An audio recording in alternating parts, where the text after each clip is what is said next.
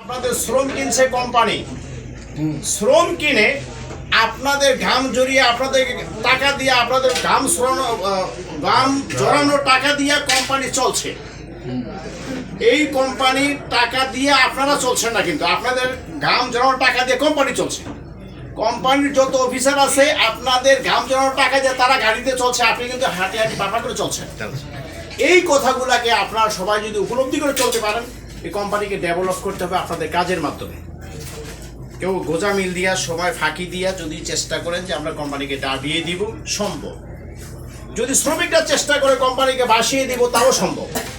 এই জন্য জেলার থেকে যারা আসছেন তাদের প্রতি আমার আহ্বান রইল, আমরা এখানে যারা স্থানীয় আছি তাদের প্রতি আমার দৃষ্টি আকর্ষণ রইল এই মর্মে, আমরা কেউ হাঙ্গামার মধ্যে জড়াবো না।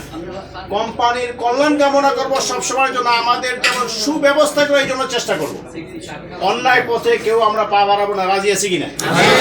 এটা হলো দুনিয়ার জীবন। এই 24 ঘন্টার মধ্যে আল্লাহ কিন্তু আমাদের উপরে দায়িত্ব ছাড়ছেন 5 ওয়াক্ত নামাজ। এই 5 ওয়াক্ত নামাজের মধ্যে কোরআন শেষ হয়ে গেছে না? এই 5 ওয়াক্ত নামাজ ছাড়াও অন্য কিছু আছে? আর কি আছে? রোজা, হজ, যাকাত, এই 5টা। আর কিছু নাই, কোরআন দিয়ে শেষ হয়ে গেছে?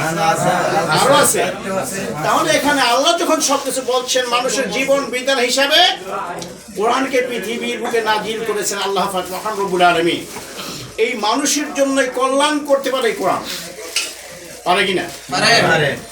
দুনিয়ার জীবনে মানুষের মতাদর্শ হিসাবে যে দায়িত্বগুলো পালন করবে, ভুল থাকতে পারে, আল্লাহর কথা ভুল আছে? যদি কয় আছে তাহলে কি ইমান থাকবে? আমি ইমানদার ব্যক্তি আছি, সম্পদ অনেক আছে, আপনার ইমান নাই, জান্নাতে যেতে পারবে? তাহলে আমরা আল্লাহর সান্নিধ্য চাই কিনা?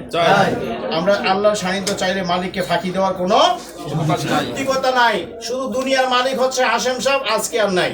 দুনিয়ার মালিক বর্তমানে রাসেল সাহেব, কয়েকদিন উনি আমি থাকবো না, তো ঘরের হিসাব আমি কোম্পানি রাখি।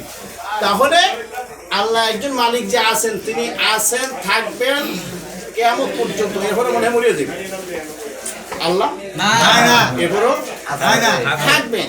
তাহলে আমরা মরণশীল মৃত্যু ব্যক্তি, আমরা সবাই মৃত্যুবরণ করতে হবে। আল্লাহ শুধু মরণ ব্যতীত থাকবে।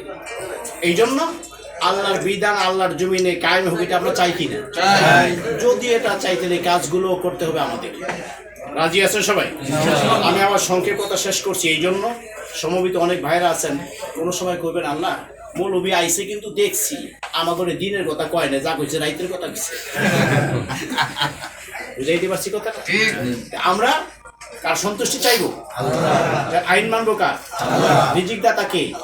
হুকুমদাতা, পালনকর্তা, সবকিছু মানছি আল্লাহকে। এখন আইন দিব মানুষ, এটা মানবো কিনা? কার আইন মানবো?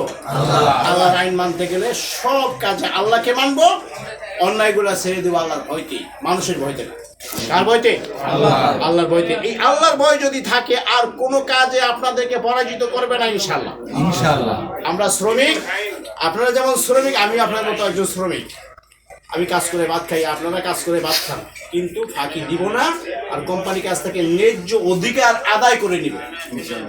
কি অধিকার? ন্যায় ও ইনসাফ ভিত্তিক কাজ করবে। কি করে? ন্যায় ও ইনসাফ ভিত্তিক সমাজ প্রতিষ্ঠা করার চেষ্টা করবে। রাজি আছি তো? আমার আলোচনা শেষ, সংক্ষেপ শেষ করবো, যেহেতু ভাই দূর থেকে আসছে অনেক।